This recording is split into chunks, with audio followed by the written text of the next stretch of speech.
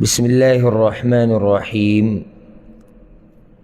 الحمد لله رب العالمين، والصلاة والسلام على أشرف الأنبياء والمرسلين نبينا محمد وعلى آله وصحبه أجمعين. أما بعد، د مؤمنانو نیکانو بندگانو خویونه او صفات بیانیدو د الله رب العزت په توفیق سره، او من ودیر صفات او خویونه بیان کړیو. اخرنی خوی د مؤمنانو څه ذکر شوی؟ قسم خوړلو کې احتیاط کوي او د خپلو قسمونو خیال ساتي. نن به انشاءالله اته دېرشم صفت او خوی بیانو. دا خبره موږ ټولو ته معلومه ده چې د الله دپاره مینه محبت کول، د الله دپاره دشمني کول، دا د اسلام او د توحید د عقیدې یو لوی رکن دی. او د الله دپاره د مؤمنانو سره محبت کول زموږ موضوع دا نه ده، خو چې په اوله کې دا خبره موږ ته معلومه وي. مسلمان سره به ته محبت کې، زه به سره محبت کوم د الله دپاره. د کافر سره زما او ستا به بغض وي د الله دپاره، ځکه زموږ سره څه ذاتیات خو یې نشته، زه پوله پټی خو نه دی شریک موږ سره، او نه دا مسلمانان ټول زموږ نسب او قومیز دي، په نسب کې یو دي یا په قوم کې یو دي یا بل څه موږ ورسره شراکت لرو په ځمکه کې یا په تجارت کې، نه داسې ده. نو دا دلیل دی په دې چې دا محبت هم د الله دپاره دی او دا دشمني هم د الله دپاره ده. او لنډه زموږ قصه دا ده د مسلمان چې د چا د الله سره لګي زموږ ورسره لګي، چې د چا د الله سره نه لګي زموږ ورسره نه لګي. اوس دا لنډه خبره ده. او الله رب العزت دا شان د صحابه کرامو ذکر کړی دی په سورة الفتح کې: محمد رسول الله والذین معه اشداء علی الکفار رحماء بینهم. کم خلق چې د دې پیغمبر ملګري دی الله وایي، نو هغوی په کافرانو سختی او خپل منځ کې په یو بل شفقت کوونکي دي، مهربانه دي. مؤمنان په یو بل شفقت کوي، په یو بل مهرباني، ځکه چې یو بل سره محبت کوي. او حدیث کې دا راځي، مشهور حدیث دی د انس بن مالک رضی الله عنه، په صحیح بخاري صحیح مسلم کې دی. رسول صلی الله علیه وسلم وی: ثلاث من کن فیه وجد بهن حلاوة الایمان. درې خبرې چې په چا کې دی به د ایمان خوند وسکي. د دې ایمان هم خپل یو خوند دی، څنګه چې د دې خوراک څښاک او د باقي نورو شیزونو یو خوند دی چې سړي ته محسوسیږي، نو دغه شان د دې ایمان هم یو خوند دی، خو هغه چا ته محسوسیږي چې هغه دیندار الله والا کس وي. هغه درې خبرې څه دي؟ ان یکون الله ورسوله احب الیه مما سواهما. الله او د الله رسول سره به دی د هر چا سره د محبت نه زیات محبت کوي.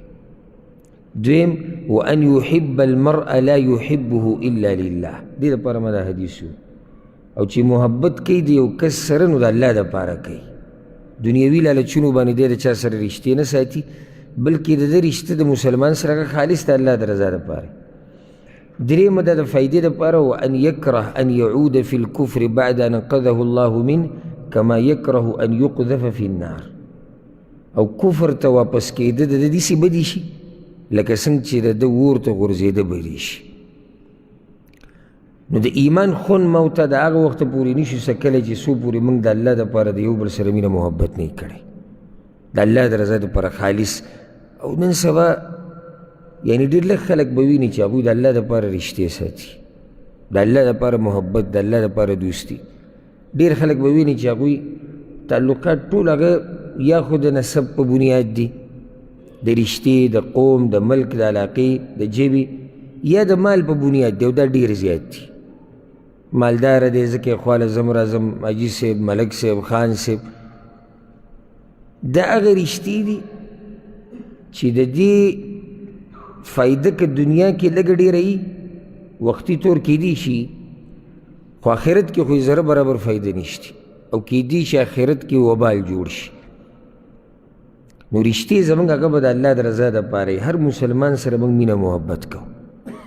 او هغه حدیث خو تاسو ته به یادي که نه، صحیح بخاري صحیح مسلم کې حدیث دی چې 7 قسمه خلک به د عرش په سوري کې ولاړي. یو پکې کوم یو دی؟ 2 کسان ورجلان تحابا فی الله، او 2 کسان چې د یو بل سره محبت د الله دپاره کړی دی، اجتمعا علیه وتفرقا علیه، هم په دغې بنیاد د یو بل سره یو ځای کېږي او په دغه بنیاد د یو بل نه جدا کېږي. او یو حدیث کې راځي په صحیح مسلم کې دی، رسول صلی الله علیه وسلم وی ان الله تعالی یقول یوم القیامه، الله به د قیامت په ورځ دا خبره کوي، این المتحابون بجلالی، کوم ځای کې د هغه خلک چې زما دپاره د یو بل سره محبت کوو، اليوم اظلهم فی ظلی یوم لا ظل الا ظلی، نن به زه هغوی له ځای ورکومه په خپل سوري کې چې د دې سوري نه علاوه به بل سوری نه وي. نو زمونږ بنیاد د خبرې مقصد هغه دا دی چې زمونږ د محبت بنیاد هغه ایمان دی، چې بچا کې څومره ایمان دی زمونږ ورسره دومره محبت دی، او چې بچا کې څومره بېدیني ده زمونږ ورسره دومره طبیعت نه لګي. خبره ټوله ایمان پورې ده. و چې یو سړی څومره دینداره دی زمونږ ورسره محبت ډېر دی، یو سړی څومره په دیندارۍ کې کمزوری دی، بېدینۍ کې ډېر دی، دومره ورسره زمونږ نه لګي. او زمونږ چې ورسره لګي بیا څومره لګي، یو سړی به وایي دا خو مسلمان دی څنګه ورسره ستا نه لګي، مسلمان دی زما ورسره لګي. اصل دا دی چې مسلمان سره محبت دی، خو د ده د دې ګناهونو په اندازه ورسره زمونږ طبیعت نه لګي. لکه 2 کسان دي تا ته مخامخ ناست، دواړه مسلمانان دي، دا یو ښه دینداره سړی دی ظاهره کې ښه د الله بندګي کوي، دا بل ښکاره ګناهونه هم کوي. ته به د دواړو سره یو شان محبت لري؟ دا کوم چې ډېر دینداره دی دا خو واضحه خبره د مؤمن دپاره چې د هغه سره محبت ډېر لري، ولې ځکه چې هغه الله ته نږدې دی. او دلته راته یو راز ذکر کړم د کمال خبره، د دې یو سره زمونږ د محبت ډېر دی بل سره لږ دی، لکه دواړه مسلمانان دي او دواړه انسانان دي او دواړه د الله بندګان دي. وجه دا ده چې زمونږ محبت د الله سره دی، نو چې د چا څومره زمونږ د رب سره لګي دومره ورسره زمونږ لګي. پوه شوې پکې؟ لکه مسلمان باندې مونږ ګوري مین، اوس یو مسلمان دی د انګریزانو په ملک کې اوسېږي، نه م لیدلی دی، نه م ورسره رابطه شتي، نه م خپل دی، نه بله سره رشته شتي، بیا ورسره زموږ محبت دی. یو سړی به چې دا عجیبه نه دی چې یو سړی تا لیدلی نه دی، پېژنې نه یېژنې نه، ستا ورسره محبت دی. ولې؟ مونږ ورته وایو ځکه چې دا زمونږ د خپل رب سره محبت دی، او د دغه رب سره چې څوک محبت لري مونږ ورسره محبت لرو. نو اصل مسله الله ته واپس کېږي چې زمونږ د محبت د الله سره دی، نو د هغه سره د محبت د الله سره د هر هغه چا سره محبت لرو چې د الله سره محبت لري، او د هر هغه چا سره محبت لرو چې الله ورسره محبت لري. لکه مثال پیغمبر صلی الله علیه وسلم ته وګوره، موږ په پیغمبر صلی الله علیه وسلم باندې ځانونه قربانو. ولې؟ ځکه چې الله رب العزت د دغه سړي سره ډېر محبت کوي، د هغې د لاسه موږ هم د دغه سړي سره محبت کوو، او د هغې د لاسه موږ هم د دغه پیغمبر صلی الله علیه وسلم دومره قدر کوو چې د هغه دپاره خپل هر څه قربانولو ته تیار. ولې؟ ځکه چې الله رب العزت د دغه سړي شان اوچت کړی دی او د الله رب العزت د هغه سره محبت دی، نو دغه محبت هم د الله دپاره دی، دغه محبت هغه هم د الله دپاره دی. ګوره عمر بن خطاب رضی الله عنه او ابو جهل، رسول صلی الله علیه وسلم به دعا غوښته چې یا الله په دې دواړو کې یو مسلمان کړي. ولې؟ ځکه چې دا زورور خلک دي، د دوی د لاسه به اسلام مضبوط کړي الله رب العزت، په هغو کې یو مسلمان شو، هغه بل الله توفیق ورنه کړو. حالانکې دواړه په قریش کې دي، دواړه اوچت نسب والا دي، دواړه ډېر زورور خلک دي، د دواړو ډېر اوچت تاریخ په جاهلیت کې، خو د هغه یو سره زموږ دومره محبت دی چې هر څه د هغه دپاره قربانو، د هغه بل سره دومره بغض او دشمني دی چې دا نوم یې راباندې وخانلی کي. حالانکې دواړه انسانان دي، دواړه د قریشو دي، دواړه عزتمن خلک دي، یعنې په خپل قام کې. وجه دا ده چې د دې یو د الله سره دوستي او زموږ سره دوستي ده، د دې بل د الله سره دشمني او زموږ سره دشمني. زما په نقطه خو ورسېدی که د نیکانو بندگانو خوی دا دی چې دوی د نیکانو خلکو سره د دیندارو خلکو سره دغه شان د علماو سره د خیر والا خلکو سره محبت لري، د هغوی زیارت لځي، د هغوی تپوس کوي، د هغوی نه د دعاګانو مطالبه هم کوي چې زموږ دپاره د الله نه دعاګانې غواړه. دا د مؤمن بنده خوی دی. نو دا 38 خوی دی د مؤمن بنده چې دی د نیکانو خلکو سره د علماو سره، یعنی موضوع ګوره دلته دا نه ده د مسلمانانو سره محبت، مسلمانان خو جملتاً ټول مسلمانان راځي پکې، موږ وایو د نیکانو خلکو سره خصوصاً په مسلمانانو کې چې کوم ښه دینداره دي د هغوی سره محبت، د علماو سره محبت، د هغوی مجلسونو ته تګ، د هغوی سره ناسته پاسته، د هغوی تپوس کول، په هغوی دوا سلام اچول، د هغوی نه دعاګانو مطالبه کول چې الله نه زموږ دپاره دعاګانې وغواړه. دا د مؤمن شان دی او دا د مؤمن خوی دی، د دینداره مؤمن.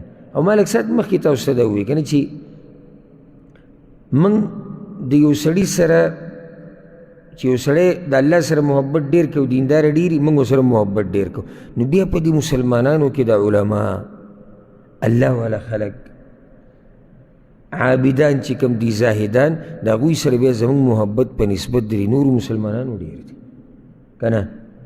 اوس یو عالم دی یو عامي دی، دواړه مسلمانان دي او دواړه دینداره دي، خو د دې عالم سره د علم د لاسه به زموږ محبت هغه ډېري. او دا فرق الله راوستی دی، ما ورته نه دی راوستی. الله قرآن کوي په سورة الزمر کې قل هل یستوي الذین یعلمون والذین لا یعلمون. ای پیغمبره تپوس وکړه دې خلکو نه چې آیا هغه خلک چې علم ورسره شتي او هغه چې علم ورسره نشتي دا یو شان دي؟ یو شان دي؟ چېرته کېدی نه شي چې دا یو شان شي. څنګه فرق چې د ځمکې او اسمان په منځ کې دغه شان فرق عالم او عامي کې دی، بلکې د دې نه زیات، د دې نه زیات. حدیث کې سره راځي د ابو مسعود رضی الله عنه حدیث ته په صحیح مسلم کې چې کله څه کسان راجمع شي دې دپاره چې امامتۍ ته به څوک مخکې کېږي، نو یؤم القوم اقرأهم لکتاب الله. هغه سړی به قوم له امامتي ورکوي چې دی د الله په کتاب ښه پوهېږي. که چېرته ټول په دې کې برابر وو فاعلمهم بالسنه، بیا چې څوک په حدیثونو ښه پوهېږي. معنی دا چې د علماو له د ترقي او د دوی دا مخکې کول د الله رب العزت کړي دي، ما ورته نه دي کړي. دا مقام دوی له چا ورکړی دی؟ الله رب العزت ورکړی دی. دا شان د دوی قرآن کې ځای په ځای بیان شوی دی. موږ دلته د علماو فضیلت نه بیانوږي نه، ما به درته ډېر دلایل په دې بیان کړو. موضوع په دې یو څو منټه کې هغه دا ده د نیکانو خلکو سره ناسته پاسته، د نیکانو خلکو زیارت کول. او نیکان چې ویلی چې په دې کې علما هم رالو، په دې کې عابدان زاهدان ټول دننه رالو، خو نیکان معنا الله ته نږدې خلک. او په دې کې ښکلی دلیل د قرآن نه د موسی او خضر علیهم السلام واقعیت او ټولو ته معلومات. او روایت کې داسې راځي چې موسی علیه السلام یو پیر تقریر وکړو او ډېر اثرناک تقریر و. او څنګه به اثرناک نه و، هغه د الله پیغمبر و. کله چې یو سړی په خپلو خبرو باندې عمل کوي که نه، د په خبرو کې الله ډېر اثر اچوي، نو چې بیا پیغمبر یي د هغه په خبرو کې به څومره اثر وي. نو هغه تقریب په خلکو اثر وکړو، نو یو کس ترې تپوس وکړو، وایي ستا نه زیات علم والا په دې ځمکه باندې څوک شتي؟ نو هغه یو اندازه ولګوله د خپل علم مطابق. هغه سوچ وکړو چې زه خو د الله پیغمبر یم، ما ته وحي راځي، د نورو خلکو ته خو وحي نه راځي که نو چې ما ته وحي راځي، نو دا دلیل دی دی چې زه د الله خاص بنده یم، ما ته خاص علم راځي، نو زه په دې خلکو کې ډېر پوه یم. او د هغه جواب د دغه خبرې مطابق بلکل صحیح دی چې زما نه زیات پوهه په دې ځمکه لا اوس څوک نشتي. خو بیا هم الله رب العزت هغه ته خوا چې نه، هر علم د خاوند د پاسه عالم شتي. نو الله رب العزت ته وایي چې نه، تا له داسې ویل نه و پکار. زمونږ یو بنده دی، ته د هغه سره ملاقات وکړه. او هغه لاړ په خضر علیهم السلام پسې. او دا خضر علیه السلام یقیني خبره ده، په دې کې هېڅ شک نشته چې د هغه علم د موسی علیه السلام نه کم، خو په دغو کې ته علم د هغه زیات و، دا کمې خبرې چې هغه ته الله ښوولې وي. نو بیا ولې موسی علیه السلام په هغه پسې ولېږو؟ د دې دپاره یې ولېږو چې ده ته پته ولګي چې علم که د انسان ډېر هم زیات شي خو بیا پکې هم کمیشتي. او الله رب العزت قرآن کې دا خبره کړې ده وما اوتیتم من العلم الا قلیلا. علم تاسو نه درکړی شوی مګر لږ. په دې کې پیغمبران هم دي. د پیغمبرانو علم د امتیانو د علم نه ډېر زیات دی بې ګناه. یعنې موږ د هغې خبره نه کوو خو د دې پیغمبرانو علم د الله د علم په مقابل کې څه شی دی؟ هېڅ نه دی. او ولې هغه قصه کې بیا څه دي چې کله خضر او موسی علیهم السلام کشتۍ کې کېناستو او یو مرغۍ راله او دا مکوخ یې په دې دریاب کې وواله د هغې نه لږې اوبه راواغستې. نو خضر علیه السلام موسی علیه السلام ته ووایي زما او ستا علم د الله د علم په مقابله کې داسې دی.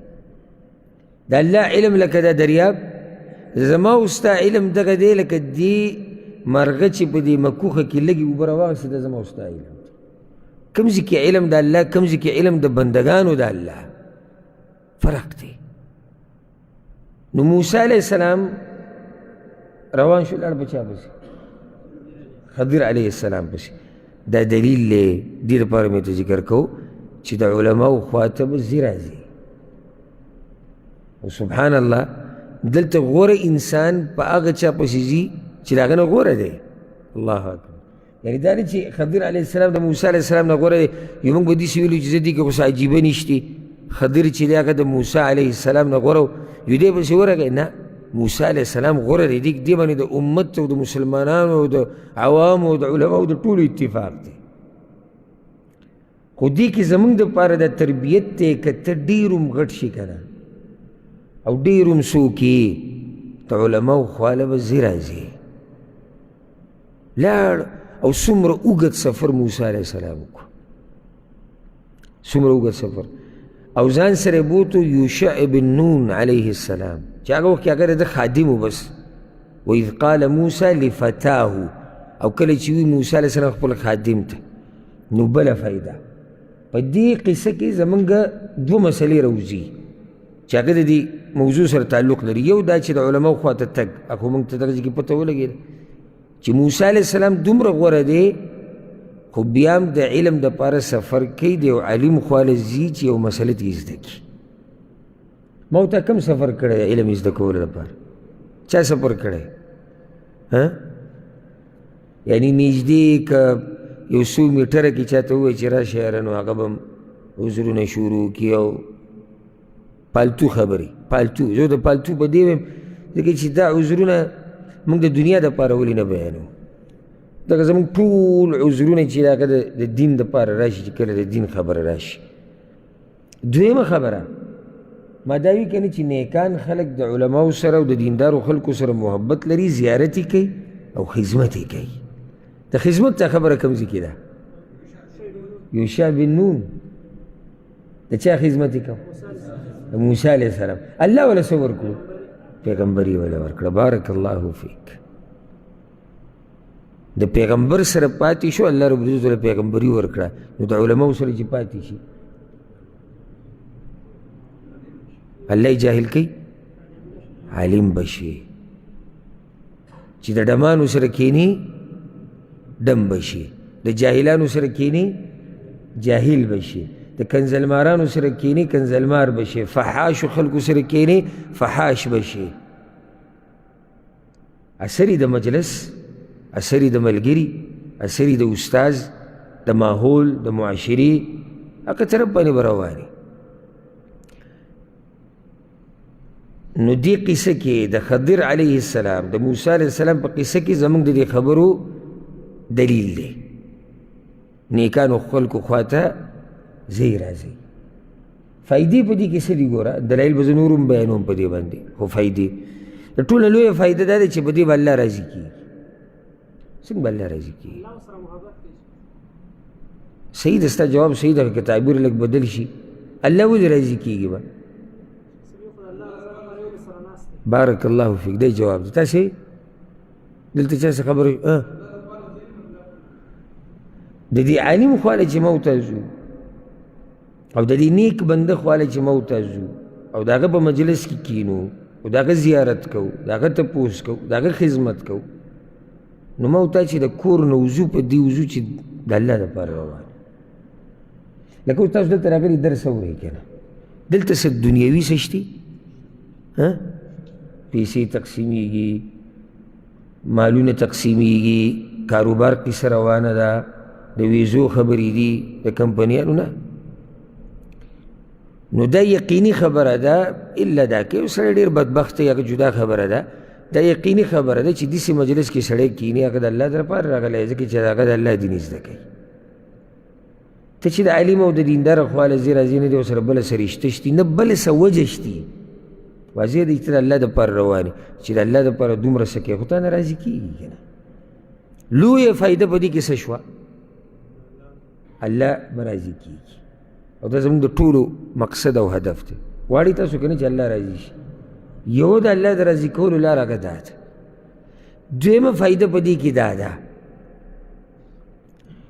لقمان حکیم دا نصیحت خپل بچي ته م کړی و بعضو علماو کتابونو کې را نقل کړی دی چې لقمان حکیم خپل بچي ته نصیحتونه کړي بعض نصیحتونه خو قرآن کې راغلي دي بعض حدیثونو کې هم شتي یو څو روایتو کې هم راغلي او آثارو کې هم ډېر زیات راغلي دي یو نصیحت هغه خپل زوی ته دا کړی وي بچیه د نیکانو خلکو سره کښېنه پاسه ولې وی په دوی باندې د الله رحمتونه راورېږي نو ته به ورسره پکې هم برخه والي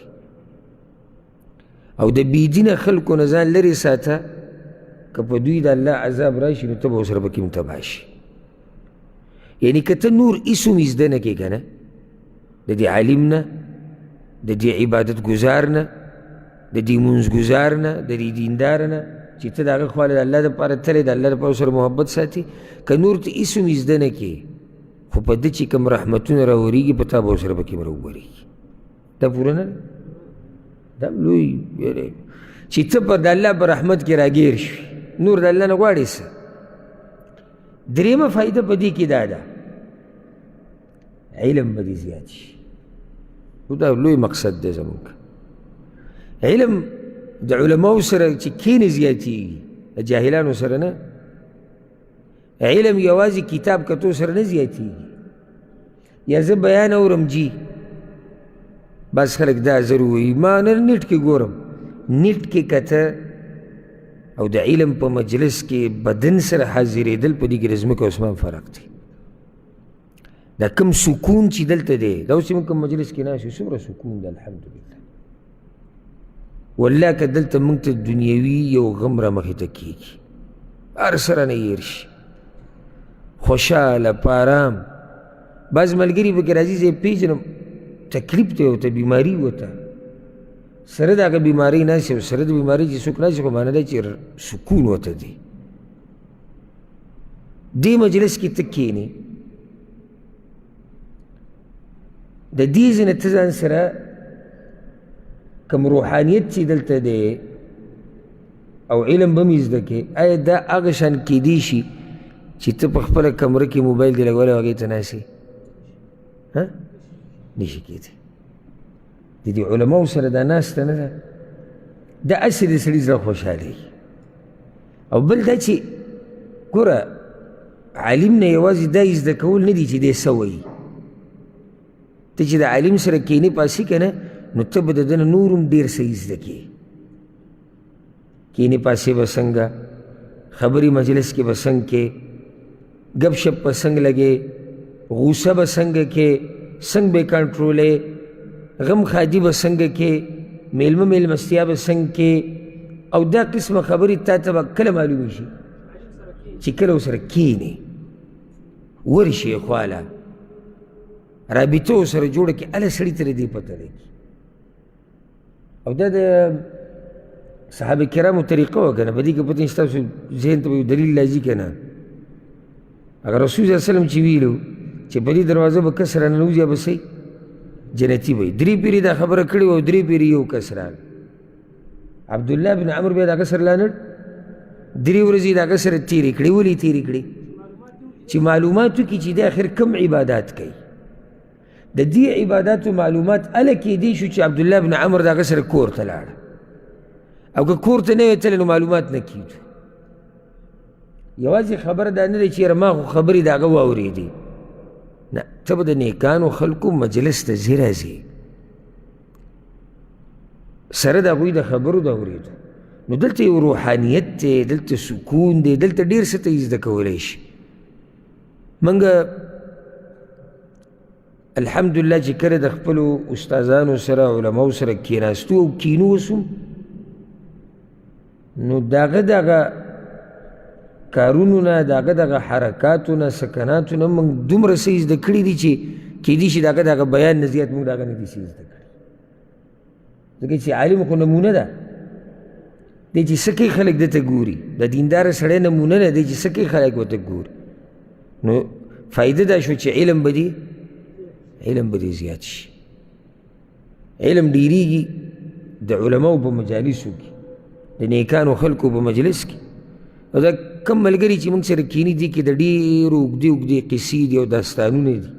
که موږ د یو نه تپوس وکړو، اکثر ملګري هغه دي چې د سره وایي موږ دین پېژندو نه، نن هغوی د دین مسله بیانوي بل ته، نن هغه په خپله په دین پوهه دی، څه نه څه حده پورې لار ورته رڼا شوې ده. وجه د هغې د علم په مجالسو کې ګډون دی، د علماو سره ناسته ده. داسې خو نه شو کېدی چې جبریل علیه السلام راشي او تا ته دا مسلې کور ته راوړي. کېږي داسې چې ډډه به ولګو جبریل ته به انتظار کوو جبریل به راځي، یا به میکایل راځي، اسرافیل به راځي او ما له به خبر راوړي. نه، ما او تا به د نیکانو خلکو مجلس ته ځو چې د هغوی نه څه زده کړو. بله فایده په دې کې دا ده چې تربیت ورسره د سړي کېږي.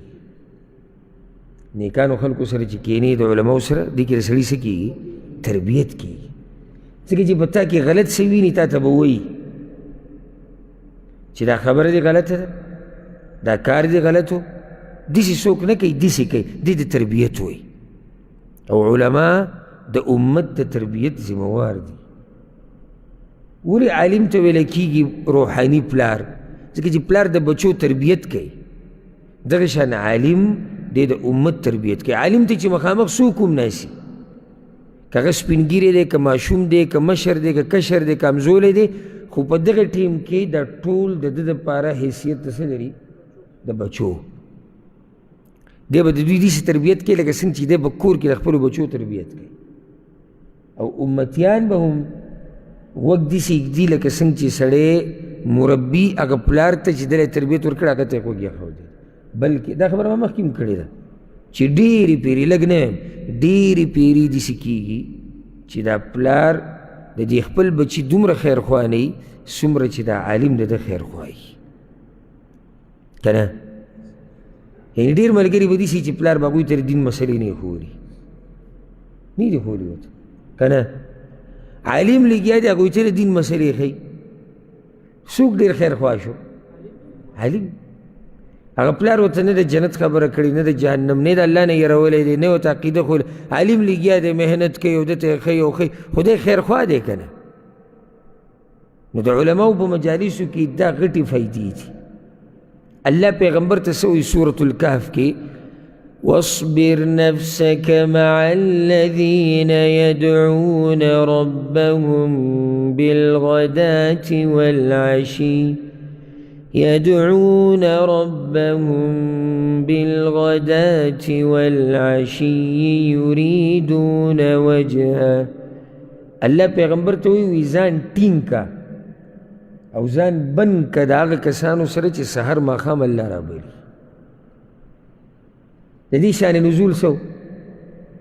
موږ په مخکې ورځو کې بارک الله فیک او الله دې تا ته علم نافع ښه ډېر نصیب کړي. مشرکانو رسول الله وسلم ته ووایي چې تا دا غریبانان فقیران کېنولي دي مکه کې، په خپل مجلس کې دا کېنولي، نو موږ له یو خاص مجلس جوړوه چې موږ دا مخوریز او غټان خلک وله راځو. الله رب العزت آیت نازل کوي پیغمبره نه، هم د دې خلکو سره به کښېني پاسې دا سحر ماښام چې خپل رب رابلي. په دې آیت کې موږ ته دا امر شوی دی چې دیندارو سره به کښېني پاسې، نیکانو خلکو سره به کښېني پاسې. دا د مؤمن شان دی. او ما تیر شوي جمعه د ابوبکر صدیق رضی الله عنه په سیرت کې یو خبره ذکر کړې وه. صحیح مسلم کی روایت ته د انس بن مالک رضی الله عنه چې کله رسول صلی الله علیه وسلم وفات شو نو ابوبکر عمر رضی الله عنه ته څه وویل؟ پتنې ته څه ذهن ته راځي که نه؟ وایي زه چې ځو د چا خواله؟ د ام ایمن خواله، ځکه چې رسول صلی الله علیه وسلم به د هغې زیارت کوو. چې هلته ورسېدو نو د کومې خبرې د لاسه په ژړا شو؟ بارک الله فیک. ام ایمن په ژړا شو، وی تازه وحی به راتله هغه بنده شو، دې سره هغه دواړه هم په ژړا شو. دا د دیندارو خلکو زیارت دی که نه؟ ام ایمن دینداره ښځه ده که؟ ام ایمن الله ته نږدې ښځه ده، ام ایمن پیغمبر ته نږدې ښځه ده. د دې د لاسه د ابوبکر په شان غټ سړی، ابوبکر فضیلت ډېر دی که د ام ایمن ډېر دی؟ د ابوبکر. د عمر فضیلت ډېر دی که د ام ایمن؟ د عمر رضی الله عنهم. او بیا هم دغه دواړه غټ انسانان، اوچت انسانان روان دي د دې زنانه د زیارت لپاره چې الله ترې راضي شي. ولې؟ ځکه چې الله دې زنانه سره محبت کوي. نو ما او تا به د دیندارو خلکو سره چې دا کینو پاسو تعلقات ساتو او مجالسو له ځو، هغه هم دې ته راسي چې الله زموږ نه راضي شي. او هغه حدیث څه ناشنا حدیث دی، په صحیح مسلم کې دا روایت دی، ته غوږ کېږدې ښه. ابو هريره رضی الله عنه وی رسول صلی الله علیه وسلم دا خبره کوله چې ان رجلا زار اخا له فی قريه اخرى. یو کس د خپل یو ملګري یو ورور زیارت له لاړ، په بل کلي کې و، هغه د یو کلي نه بل کلي ته لاړ. او ته سوچ کوه دا حدیث واوره او بیا سوچ کوه چې یو سړی د علماو زیارتونو له مجالسو له ځي او د دیندارو خلکو چې دله به الله څه اجر ورکوي. وی فارصد الله على مدرجته ملکا. الله رب العزت په ملائکو کې یو ملک راولي خو د انسان په شکل کې، او د کلي په دې دروازه کې ولاړو، د کلي په دې خوله کې ننوتو کې. دا سړی چې کله راورسېدو نو ده ورته وي این ترید؟ ته چېرته روان یې؟ ته خو پېژندونه خو د انسان په شکل کې. نو هغه ورته وي اريد اخا لي في هذه القريه، په دې کلي کې زما یو ورور دی ملګری د هغه خواله ځم. هغه ورته وي هل لك من نعمة تربها علی؟ څه ښې د سره کړي د هغې جواب له روانې که. دا سوال زموږ د پښتنو سره ډېر مناسب دی، ځکه چې موږ دا وخته پورې نه خوځو چې چا را سره څه کړي نه، بلکې خپلو بچو له هم دا ګډوډ تربیت ورکوو. وایي چې څوک د سره څه کوي ته ورسره داسې کوه. نه، رسول الله وسلم وایي د ځان نه به یې معه نه جوړئ، یاره چې خلکو ښه وکړو زه به ښه کوم، که خلکو بد وکړو زه به بد کوم. نه، وایي که خلکو ښه وکړو ته به ښه کوې، که خلکو بد وکړو ته به بیا هم ښه کوې. دا د مسلمان طریقه ده. نو یې څه ښې د سره کړي دي؟ وی لا نه. نو بیا څه نه روانې چې څه د ښې د سره نه دي کړي او ته د یو کلي نه بل کلي ته روانې. وایي غیر انی احببته فی الله، زما ورسره د الله دپاره محبت دی بس. نو هغه ورته وایي فانی رسول الله الیک، زه د الله استازی یم ستا طرف ته، زه د الله په ملایکو کې یو ملک یم، الله را لېږلی یم دې دپاره چې تا له خبر درکم بأن الله قد احبک کما احببته فیه، چې الله تا سره محبت کوي لکه څنګه چې ته د دې ملګري سره محبت کوې د هغه الله دپاره. الله تا سره محبت کوي. چې کله موږ د دیندارو خلکو سره کینو پاسو که او د هغوی مجالسو له ځو او د هغوی تپوس کوو او د هغوی خدمت کوو، د الله د رضا لپاره الله به زموږ سره محبت کوي. دا خو موږ ټول غواړو که نه غواړو؟ موږ غواړو چې الله زموږ سره محبت وکړي. او ما تاسو ته ویلي نو چې دا قصه مه کوو چې زما د الله سره محبت دی. قصه څه وکړه چې د الله د چا سره محبت دی. ما او تا خو به لازم محبت کوو د الله سره. موږ یې بندګان یو، زموږ رب دی، بنده به د خپل رب سره محبت کوي. عجیبه دا ده چې کله رب دی او بنده سره محبت کوي، دا عجیبه ده. او دا د کولو خبره ده او دا د اورېدو خبره ده. زه د الله سره محبت کوم او زه د الله سره محبت کوم، نو موږ به لازم د الله سره محبت کوو، دې نه بغیر موږ مسلمانان کېدی نه شو. خو الله د چا سره محبت کوي دا به د لوی بخت خاوندانی. او الله دې زموږ سره محبت وکړي، او الله دې زموږ په دې زړونو کې د هغه سره دا محبت دا ښه ډېر کړي. یو حدیث کې داسې راځي دې زیري ته ګوره امام ترمذي راوړی دا هم د ابو هريره رضی الله عنه روایت دی من عاد مریضا څوک چې د بیمار تپوس ته لاړ شي او زار اخا له فی الله یا د یو ملګري او ورور زیارت ته لاړ شي د الله دپاره ما ووایي که نه چې دیندار خلک د دیندارو زیارت له ځي د الله دپاره اواز ورته وشي د الله له طرف نه یو اواز کوونکي اواز وکړي بان طبت وطاب ممشاک وتبوأت من الجنة منزله ته پاکي ستا قدمونه پاک دي ستا قدمونه برکتي دي او په جنت کې دې ځان له ځای نیولی دی یعنی په دې زیارت باندې د نیکانو خلکو او د علماو مجالسو ته په تک باندې موږ ته په جنت کې ځای میلاوي موږ هر یو کس دا غواړي چې دته په جنت کې ځای میلاو شوي حدیث به ذکر کو دلته د فایدې دپاره صحیح بخاري صحیح مسلم کې د ابو موسی الاشعري رضی الله عنه انما مثل الجلیس الصالح و جلیس السوء د بد ملګري مثال دی او د ښه ملګري مثال دی اورېدلی هم دی که د بد ملګري مثال دی څه په شان دی عطر فروش په شان عطر فروش څه مطلب دی عطر چې خرڅوي او د بد ملګري مثال د لوهار دی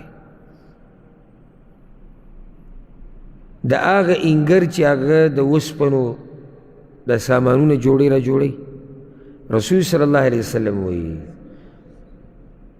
دا چې د عطرو خرڅوونکی دی اما ان تبتاع منه یا خو به ته عطر والي لویه فایده دا دی چې ته عطر والي و اما ان تجد منه ریحا طیبا او که دې ته عطر وانغستو خوشبو خو د باندې ولګي کله سړی د خوشبو دی دکان ته ورشي ریټونه وګوري ډېر زیات شي واپس راوځي خو یو مزیداره خوشبو پې ولګي یعنې څه نه څه فایده خو تا ته میلاو شو اگر که ته ځان سره شیشه روانغسته خو دومره ده چې خوشبو د باندې ولګېده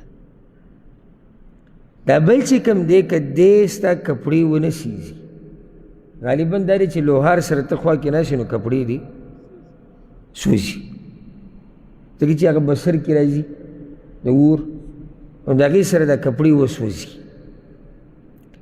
که کپړې دې ونه سوځي دی رسول صلی الله علیه وسلم وایي و اما ان تجد منه ریحا منتنه که کپړې دې ونه سوځېدې خو بد بوی به د باندې لګي اوس ګوره دې مجلس ته وګوره الحمدلله دلته دا ملګري د زده کړې دپاره راغلي دي خو د یو سړي په ذهن کې یو مسله هم کېنناسته داسې به وګورو راغی موږ سره تقریبا ګنټه کېناستو او په ذهن کې یو مسله هم کېنناسته بس یعنی د هېڅ خیر وی نه وړو څه خیر یې وی وړو اخره کې چې کوم اعلان کېږي د الله له طرف نه چې پاسئ په داسې حال کې چې الله بخلي به یې کې شریک شو بل څه خیر دی رحمتونه د الله راورېږي دی پکې ناست دی نیکیانې د دې ناستې دته میلاویږي ایمان یې زیاتېږي نور د الله د رضا دپاره کېناستو وخت قیمتي شو سکون ورته میلاو شو بیا دپاره ورسره یو غم پیدا شو دا قدمونه چې راغستې بارک الله فیک تاسو ټول مولیان یې ګوره علم زده کول اسان کار دی چې یو سړی کوشش وکړي او اخلاص پکې زه چې دې ملګرو نه په مخه تپوسونه کوم زما د عادت دی چې کوم ځای ته نوي ځای ته م بیان له ورشم عادت مې تپوس وکړم هېڅوک کوم جواب نه راکوي ځکه چې هلته څوک عادت نه دی سره یو پیر زما یو بل ځای کې پروګرام و دمام کې پروګرام و زما بیان نو بعض ملګري د دې ځای نه هلته راغلي دومره شوق یو چې بیان له هلته د دې ځای نه دمام ته لاړو سره پاسه 400 کیلومتر لارې ووهل جوبیل کې نو هلته ما خو عادت ته تپوس کوم نو ما دا مسله څنګه هغه زموږ ملګرو جواب راکړو نو هلته کوم مولوي صاحب چې د هغه ځي وي هغه خوشحاله شو چې زه کار ما کړی دی ما ورته بیا وروسته ووایي چې بیان ختم شو بیا مه خوشحالېږي دا ملګري زموږ د مجلس نه راغلي دي وایي دا باید راځي دا د شوي دي ما سره ولې زه راته تپوس کوم چې ملګرو کې جرأت پیدا شي د خبرې یعنې دا اوس په لږ ساعت کې 8 9 فایدې د دینی مجلس بیان شوی اگر که ده پکې علم نه دی زده کړی او که موږ کېناستو سوچ مو کو په ارام په کور کې نو بې شماره فایدې به نورې م راوباسو دا سره د دې چې د سړي علم نه دی زده کړی خو خالي لاس لا نه ده ځکه زه تاسو ته دا وایم دا مجالس ته نه ضایع نه شي ګورئ والله وبالله وتالله چې ته په دې دروازه وځې نو ته په ډکو منګولو وځې خالي لاس ما او تا نه ځو د دې ځي نه ګوره او ستاسو څه خیال دی ګوره د انسانانو دغه به راته ووایم چې ته د یو دروند سړي خواله ورشي شرط دا دی چې دروند سړی عزتمني او ته یې خواله ورلې ستا به څومره قدر کوي که نه به کوي قدر بل یعنی دا ته به د هغه احسان نه ګڼې هغه به تا ته ووایي ستا احسان دی چې زما خواله رالې دا د درنو خبرې دي او چې داسې کچه خوی والی وي هغه وایي بیا راغی اوس بیا ډوډۍ خوري بیا به چیس کي دا د کچه خلکو خبرې دي بخیل کچه عادت نه وي د مجالسو سره چېرته ناستی نه یي کړي داسې ځایونو کې دروند سړی د دې سړي شکریه ادا کړي چې واپس وځي شکریه وي تاسو زموږ خواله رالی په موږ هم د غر په شان احسان راواړه نو سم خیال دی چې ته د الله دپاره راشي الله به ستا څومره قدر کوي دا خو د یو عزتمن مخلوق عادت دی نو چې د دې عزتمن مخلوق هغه عزتمن رب پسې خواله ورشي او د هغه کور ته ورشي او د هغه د دین د زده کولو دپاره کښېني هغه به تا خالي منګولې را واپس کوي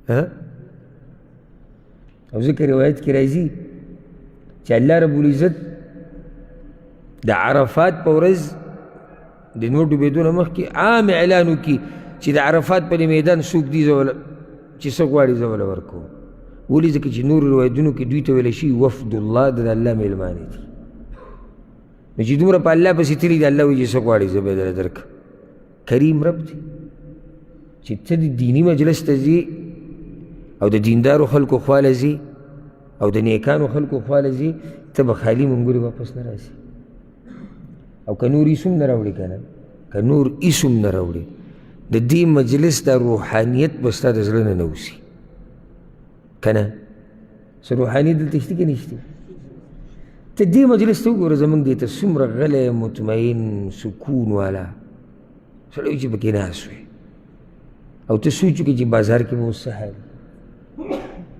ته سوچ وکړې چې په ټیک ټاک او په فیسبوک او په یوټیوب به څه حال جوړي په کرکټ او په فټبالو کې به څه حال په ډیرو کې په کورونو کې د جمعې شپه ده غیبتونه کنځلې ټنګ ټکور به پکې رواني کوم ځای کې دا مجلس او کوم ځای کې دغه مجلسونه فرق د ځمکې او د اسمان او الحمدلله ثم الحمدلله چې الله په دې دومره مخلوقاتو کې موږ غوره کړي دې لپاره چې دې مجلس کې کېږو دا د الله احسان دی په موږ باندې ګورئ موږ هېڅ نه دي کړي خو دا د الله احسان دی دا بار خلک چې ګرځي دا هم زما او ستا په شان دي که انسانان نه دي انسانان دي ځوانان دلته موږ سره ګوره ځوانان کینی اکثر ځوانان دي دا چې ناست دي دې ملګري ته وګوره ده ته وګوره دا ټول ځوانان ناست دي دا هم هغه شان ځوانان دي کوم چې بهر په دې بازارونو کې ګرځي فرق دا دی چې دا هغه ځوانان دي چې دا الله خاص کړي دي د دې دیندارۍ دپاره نور خو ځواني خو چې ستا دینداري ته لرکې نو بدن ځواني دا خو یو شی دی که نه څنګه چې د ځوان خواهشات دي د دینداره د بېدین هم خواهشات دي بېدین هم جنسي خواهشات لري دا دیندار هم لري دیندار دا نه چې خواهشاتو نه خالي دی بېدین هم د خېټې خواهش لري هغه دیندار هم د خېټې خواهش لري د عورت خواهش هم شته د خېټې هم شته فرق دا دی چې دی الله چانټې کړی دی د خپل دین دپاره نو په دې شکر وباسئ او هر وخت الحمدلله وایي چې الله دې دا نعمت وانهلي او دا نعمت دنه الله د دې بې قدرۍ د لاسه ته الله موږ محرومه چېرته نه کړي ها حدیث کې دا راځي ابو سعید الخدري رضی الله عنه روایت ته رسول الله صلی الله علیه وسلم لا تصاحب الا مؤمنا ملګرتیا مه کوه مګر د چا سره مؤمن سره نو چې هغه مؤمن بیا ښه دینداره مؤمن یو عالمي بزرګ سړی د ده سره ملګرتیا کې څومره اجر وي. ولا یأکل طعامک الا تقی، او ستا خوراک دې نه خوري مګر نیکان خلک. دا حدیث امام ابو داود امام ترمذي راوړی. ستا خوراک دې نیکان خلک وخوري. ولې؟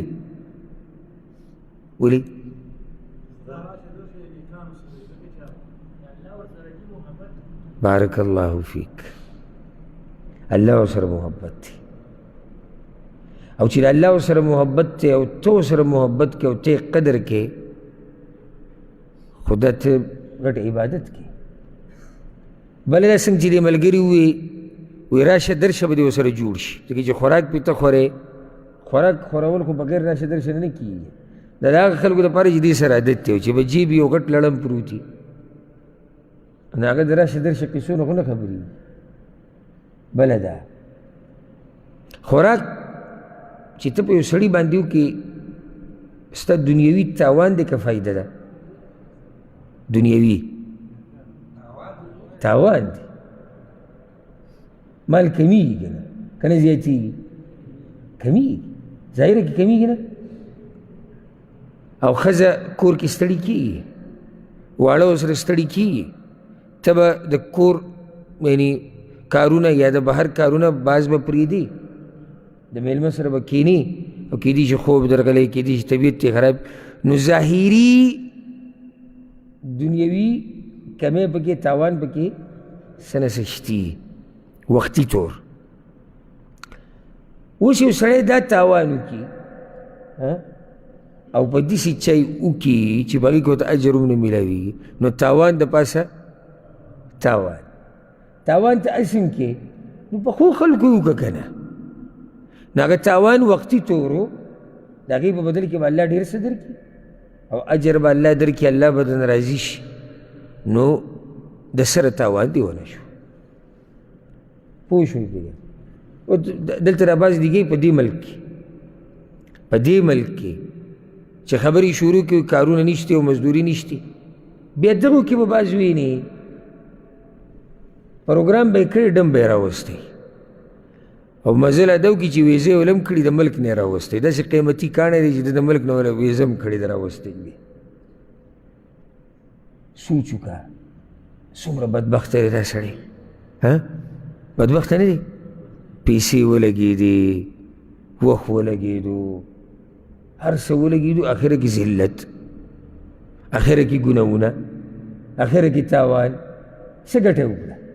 او چې له دې پسې یو غریب د الله بندی راوستی وی، ویزې وله کړی و، هغه ته ویلې ځان له مزدورۍ نه کوه او کور ته خرچلې که. اجر د الله رضا، د خلکو په نظر کې غټ مقام، او بیا پسې داسې ځه بې شماره نیکیانې او فایدې که نه. بعض به غټه استراحه کړي، څه کې د ملک نه پلانې راوستی ده، او یعنې زمونږ دا دماغ پته نشته چې کم طرف ته روان دي، که څه سوچ کوو د پښتنو ما ته خو پته نه لګي. د معاشرې هغه خلک موږ دلته راولو او خرچه پې کوو، یا په ملک کې کور ته راغواړو خرچه پې کوو، چې هغه په معاشره کې د ټولو نه نیچ خلک دي. حقیقت به وایو، که څوک ورته پنکار وایي او که څوک ورته اکټر وایي، که څوک ورته هر څه وایي، موږ له خو هغه ساده پښتو راځي، پښتانه ورته څه وایي؟ ډم ورته وایي. اوس دا ترقۍ نښه ده د پښتنو. او د دیندارو سره دې نه لګي که نه؟ دیندارو سره که دې نه لګي، ډاکټر راوله که نه؟ ډاکټر به ښه نه وي دې په ځای، انجینیر راوله، استاز د سکول راوله، چې دې قوم ته بله فایده وشي که نه. او بیا یو نشیز کې ده، راشي ډاکټر صاحب مې راوستی دی، پلانې مشهور ډاکټر، که څوک دې څه تپوس کول غواړي یا معلومات زیاتول غواړي نو راشي. څومره لویه فایده ده که نه؟ دا موږ هغه لارو خو سړي ته چې وایي نه دینداره پرېږدوه یاره، زه دینداره پرېږدوه، خو بیا داسې کار وکړه چې د امت ته بله فایده میلاو شي، د قوم ته وایي نه ډم به راولم یا لیونی به راولم.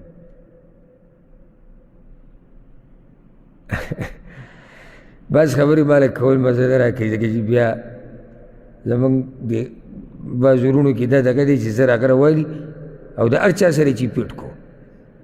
نو اوس ما دا پته چې ما ګوره عامې خبرې کړي دي، نو دا به اوس راوالي د یو خاص ډم سره به یې ولګي یا د یو خاص لیوني سره.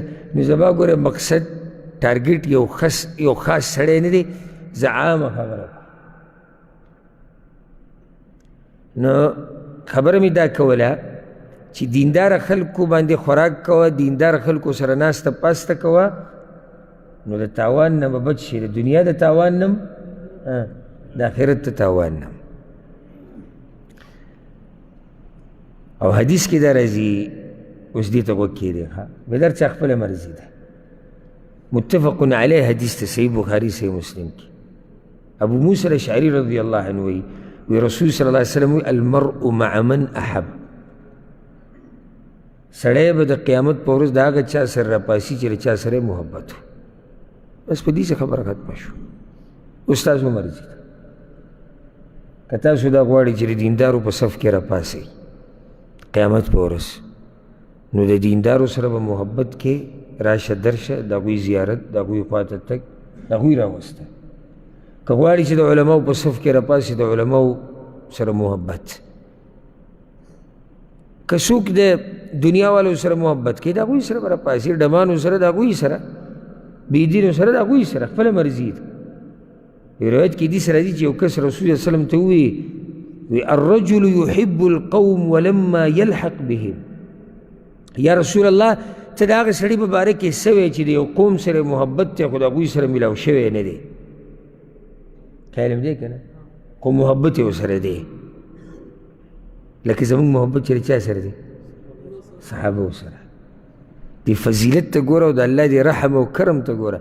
یا رسول الله یو سړی د یو قوم سره مینه کوي خو ورسره یو ځای شوی نه دی، دې باره کې تاسو څه وایئ؟ وی المرء مع من احب، څوک چې د چا سره محبت کوي قیامت پر ورځ به د هغه سره وي، اگر که دنیا کې ورسره یو ځای شوی نه دی. او یو حدیث کې داسې راځي، انس ابن مالک وایي یو بانډچي راغی، دا په صحیح بخاري صحیح مسلم کې.